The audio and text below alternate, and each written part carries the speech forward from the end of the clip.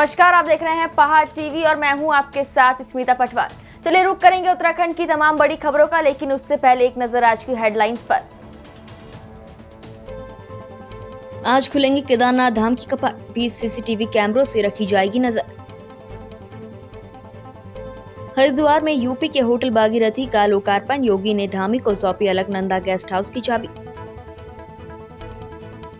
हरिद्वार में व्यापारियों और पर्यटकों के बीच चले लाठी डंडे, बीच बाजार हुई महाभारत। डोईवाला के भानेवाला में सप्लाई होने आया प्लास्टिक गिलास, चम्मच और अन्य डिस्पोजल सामान पर नगर पालिका प्रशासन ने की कार्रवाई।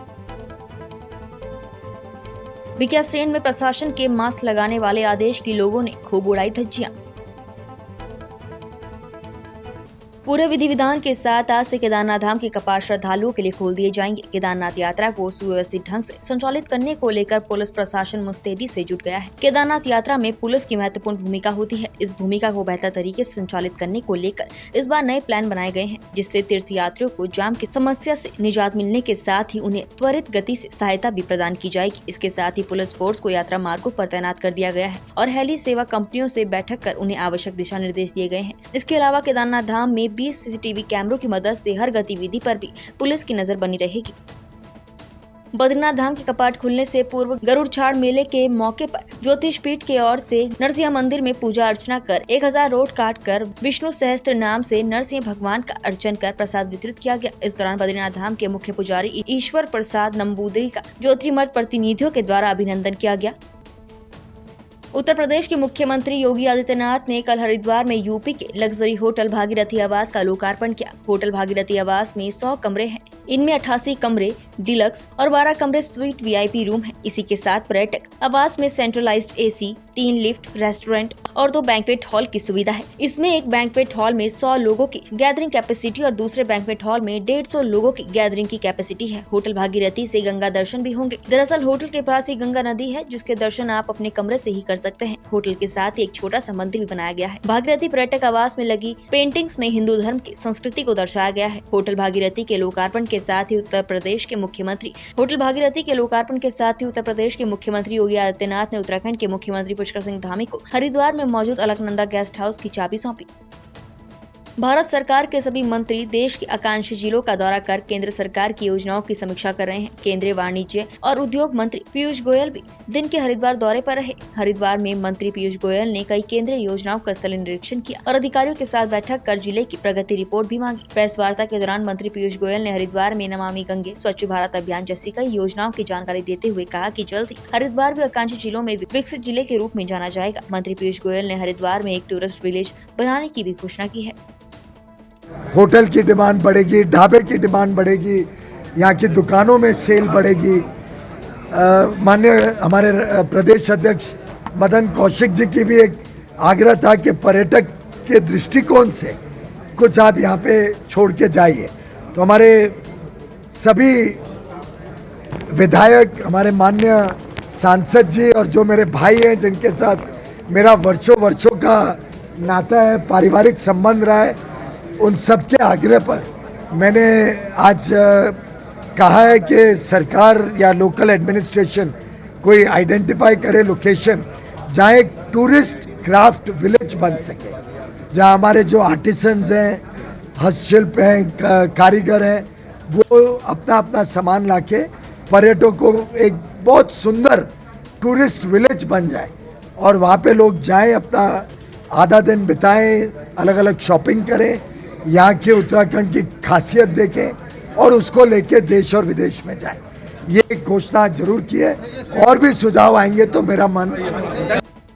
उत्तराखंड में चारधाम यात्रा की शुरुआत होने के साथ ही फर्जी ट्रैवल एजेंट भी सक्रिय हो गए हैं। हरिद्वार के ट्रैवल कारोबारियों ने अवैध तरीके से चारधाम यात्रा पर श्रद्धालुओं को ले जा रही 3 गाड़ियों को पकड़ लिया। इस दौरान मुंबई से आई श्रद्धालुओं में से एक महिला की अचानक तबीयत बिगड़ गई। महिला की तबीयत बिगड़ने के बाद श्रद्धालुओं और ट्रैवल कारोबारियों के बीच नोकझोंक हो गई। मौके पर पहुंचे हरिद्वार की ARTO ने 3 गाड़ियों का चालान कर दिया। ट्रैवल कारोबारियों ने आरोप लगाया कि फर्जी ट्रैवल एजेंटों के सक्रिय होने से हरिद्वार के ट्रैवल कारोबारियों को नुकसान उठाना पड़ रहा है और इसमें परिवहन विभाग की भी मिलीभगत है।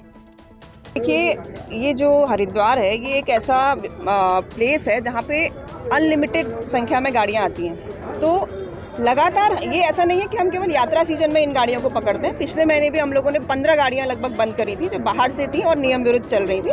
अभी भी जो नियम विरुद्ध गाड़ियां चल रही हैं उनके खिलाफ लगातार हमारी कार्रवाई जारी है और आगे भी जारी रहेगी। आज भी कुछ गाड़ियां मैम पकड़ी है आपने? हाँ, आज भी कुछ गाड़ियां पकड़ी गई हैं जिसके बारे में हमें परिवहन जो व्यवसायी है यहाँ के, इन्होंने ही बताया था। हमने उनको बंद कर दिया है गाड़ियों को और उनके खिलाफ जो भी नियमानुसार कार्रवाई होगी वो कार्रवाई की जाएगी। गाड़ी वहाँ पे पार्क किया तो दुकानदार वाले आके बोले कि मैं गाड़ी का कांच फोड़ दूंगा, पंचर कर दूंगा। यहाँ पे क्यों खड़ा किया? बाहर की गाड़ी क्यों आई? यूके की इधर की गाड़ी चलनी चाहिए, यूपी की गाड़ी है वो क्यों, वो कैसे चल रही है यहाँ पे, ये वो मैं नहीं होने दूंगा ये वगैरह। तो हमने उन्हें बोला कि अरे हम बाहर से आए, हमें ये सब नहीं पता है। आप मतलब जिससे उनसे बात करिए, हमें क्यों परेशान करते हैं? हम 30-40 घंटे का ट्रैवलिंग करके आए हैं तो क्यों हमें परेशान कर? बच्चे हैं, ये है, इतना ट्रैवलिंग, उनका तबीयत तब से ठीक नहीं था। वो भी बोल दिए कि मुझे जाने दीजिए, हमें बैठने दीजिए वगैरह, क्यों परेशान कर रहे हैं? हम रिक्वेस्ट करें, नहीं बाद में हम लोगों को बोला कि नहीं करके हमने कहता रिक्वेस्ट किया, पैर की हम लोगों ने हाथ जोड़ा वगैरह, जाने दीजिए, ये करिए, हम लोग को छोड़िए। फिर हम लोग को बोला, हमने आगे गाड़ी की, हम बैठने लग गए। फिर बाद में वापस हमारा गाड़ी अंदर की तरफ ले लिया। डोईवाला के भानेवाला में देहरादून से सप्लाई होने के लिए आया सिंगल यूज प्लास्टिक का सामान नगरपालिका की टीम ने पकड़ा और जब्त कर आरोपी का चालान किया। नगरपालिका डोईवाला के सफाई निरीक्षक सचिन रावत और परमीत कुमार ने भानेवाला बाजार में सिंगल यूज प्लास्टिक के खिलाफ बड़ी कार्यवाही करते हुए बड़ी मात्रा में प्लास्टिक का गिलास, चम्मच और अन्य डिस्पोजल का सामान बरामद कर जहां सामान को जब्त किया तो वहीं आरोपी के खिलाफ चालान की कार्यवाही भी की। इस अवसर पर सफाई निरीक्षक सचिन रावत ने जानकारी देते हुए बताया कि भारत सरकार के साथ ही राज्य सरकार ने सिंगल यूज प्लास्टिक के प्रयोग पर पूरी तरह से प्रतिबंध लगाया हुआ है, लेकिन बावजूद इसके कुछ लोग जानबूझकर नियमों को अनदेखा कर लोगों के स्वास्थ्य से खिलवाड़ कर सिंगल यूज प्लास्टिक सामान की बिक्री कर रहे हैं। मुखबिर की सूचना पर हम लोगों को सूचना प्राप्त हुई। उसके क्रम में मैं और दूसरे जो सफाई निरीक्षक प्रतिनिधि द्वारा इस विक्रम का पीछा करते हुए इसको भानेवाला में पकड़ा, जहाँ पे कुछ माल उतार रहा था। तो गाड़ी के चेकिंग के दौरान सिंगल यूज प्लास्टिक की भारी मात्रा मिली, जिसको हमने जब्त कर लिया और इस पर अभी चालानी कार्रवाई की जाएगी। हम देख रहे हैं 8-10 पेटी गिलास है, चम्मच है, तो सब सीज किया जाएगा। बिल्कुल और पनिशमेंट बिल्कुल जुर्माना लगाया जाएगा इन पे। अपील लोगों से कि बचें। हाँ, बिल्कुल सिंगल यूज प्लास्टिक को छोड़ें और आप जो कपड़े के या जूट के थैले हैं उनका प्रयोग करें। कागज के गिलास जो सरकार कह रही है निरंतर, उसका प्रयोग करें। कार्रवाई जारी रहेगी आगे। कार्रवाई जारी रहेगी। राज्य में इनामी अपराधियों की गिरफ्तारी के लिए पुलिस महानिदेशक उत्तराखंड अशोक कुमार द्वारा चलाए जा रहे अभियान के तहत उनके मार्गदर्शन में STF उत्तराखंड द्वारा इनामी अपराधियों के विरुद्ध निरंतर कार्यवाही की जा रही है। इसी क्रम में CO STF डॉक्टर पूर्णिमा गर्ग द्वारा निरीक्षक MP सिंह के नेतृत्व में टीम का गठन किया गया था। बीती 4 मई को STF की टीम द्वारा कोतवाली गंगनहर जनपद हरिद्वार की डकैती के मुकदमे में वांछित अपराधी को गिरफ्तार किया गया, जिस पर पुलिस उप महानिरीक्षक हरिद्वार द्वारा 25,000 रूपए का इनाम घोषित किया गया था। SSP STF अजय सिंह ने बताया कि 24 घंटे के अंदर उत्तराखंड STF की इनामी अपराधियों के विरुद्ध की गई दूसरी बड़ी कार्यवाही है। पकड़े गए इनामी अपराधी के द्वारा वर्ष 2021 के महीने में गंगनहर थाना क्षेत्र में लूट की वारदात की गई थी, तभी से ये फरार चल रहा था। उत्तराखंड के देहरादून से अनुपम बर्थवाल और ऋषिकेश से कृष्ण शर्मा ने उत्तराखंड पहाड़ी गीतों की एक वेबसाइट और ऐप तैयार की है, जो अभी काफी लोकप्रिय होती जा रही है। हिली बीट गूगल पे सर्च करने से आप इनकी वेबसाइट और ऐप पर आसानी से पहुंच सकते हैं और ऐप डाउनलोड करने के लिए अगर गूगल प्ले स्टोर का उपयोग भी कर सकते हैं। हिली बीट एप्लीकेशन को विशेष रूप से डिजाइन किया गया है, जिससे सभी गढ़वाली, कुमाऊनी, जौनसारी गीतों को मोबाइल फोन पर ऐप के माध्यम से आसानी से उपयोग कर सकते हैं। जहां एक और आज के युवा अपने अनोखे गायकी के अंदाज से अपनी संस्कृति संजोए हुए हैं, वहीं इन सभी युवाओं से प्रेरणा लेकर अनुपम और कृष्ण ने हिली बीट ऐप का निर्माण किया, ताकि उत्तराखंडी गीतों के सभी संग्रह को सुनना और आसान हो सके। हेलो एवरीवन, अगर आप गढ़वाली, कुमाऊनी और जौनसारी सॉन्ग्स में इंटरेस्ट रखते हैं और उनको सुनना पसंद करते हैं तो आपके लिए एक बहुत गुड न्यूज़ है। We have created a app called Hilly Beat. हमने एक ऐप बनाया है जिसका नाम है हिली बीट, जहां आप उत्तराखंड के सभी गाने सुन सकते हो, आइदर वो गढ़वाली है, कुमाऊनी है और जौनसारी हैं। आप इस ऐप को गूगल प्ले स्टोर से डाउनलोड कर सकते हैं। गूगल प्ले स्टोर पे जाइए और टाइप कीजिए हिली बीट, HILLYBEAT। इसमें आप wide range of Garhwali, Kumaoni और जौनसारी सॉन्ग सुन सकते हैं। वी ऑल्सो क्रिएटेड, हमने एक वेबसाइट भी बनाई है जिसके जरिए आप बिना ऐप डाउनलोड किए भी पहाड़ी गानों का आनंद ले सकते हैं।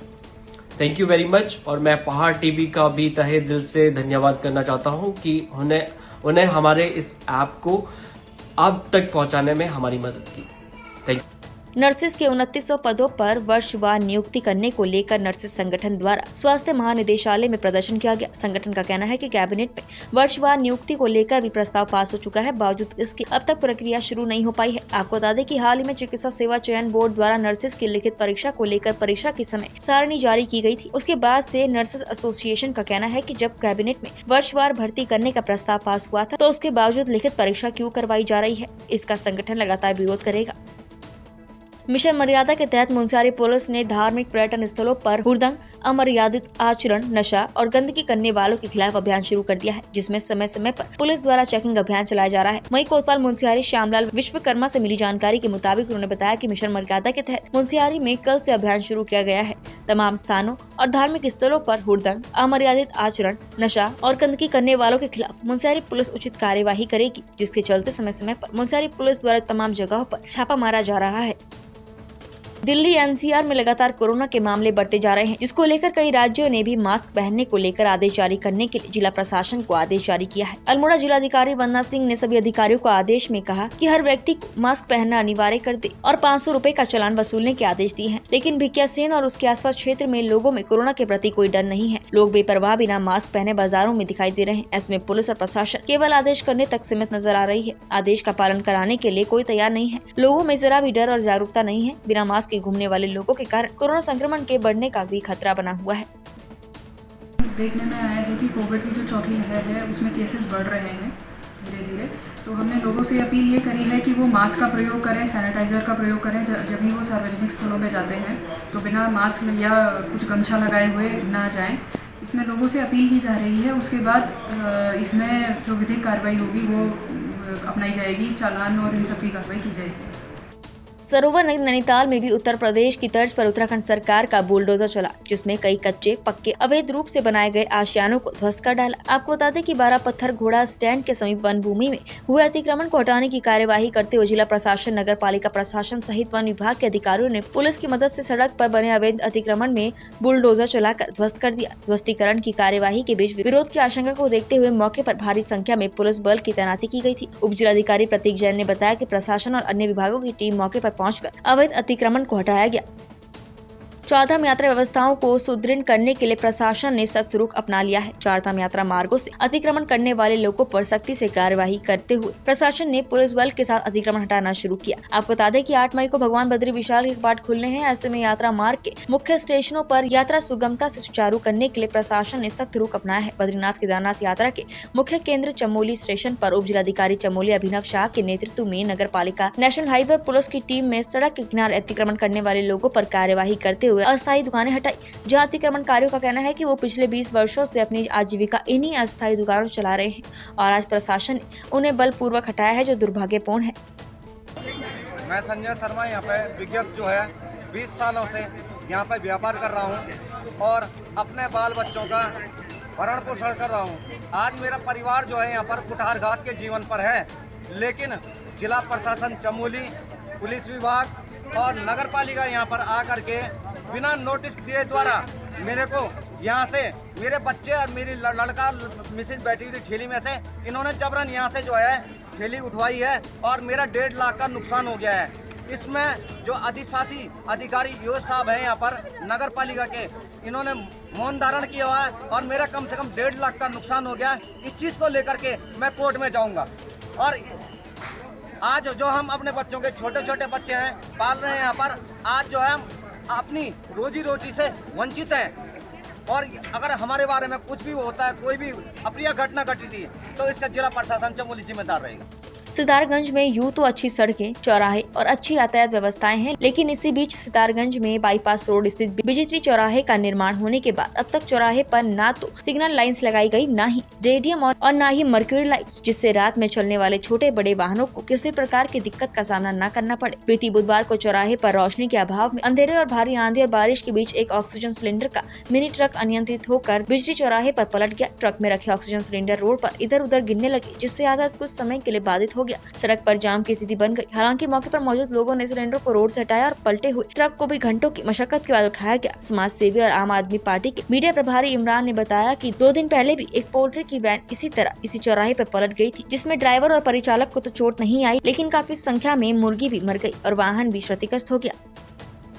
उत्तराखंड की तमाम बड़ी खबरों में फिलहाल इतना ही। बाकी खबरों के लिए देखते रहिए पहाड़ टीवी। नमस्कार।